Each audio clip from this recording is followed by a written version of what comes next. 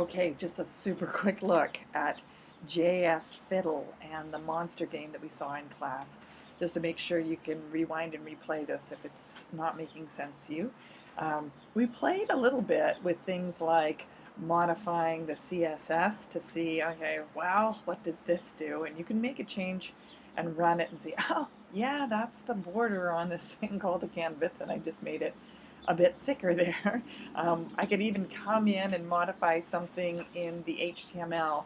And again, this is probably the thing that most people are most actually familiar with is the HTML. And you can see, okay, I'm starting with a score of 100, which might be great and might be problematic. You can play with that.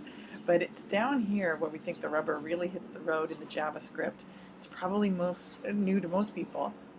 And it's not to get every detail out of it that you possibly can.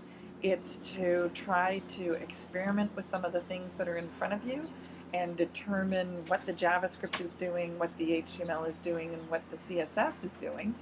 And I want to be really honest with you, this can be sliced and diced in a lot of different ways, and we're going to see yet a different way to organize this game using the Lively Web. But for right now, this is fairly standard with our kind of model view controller type setup.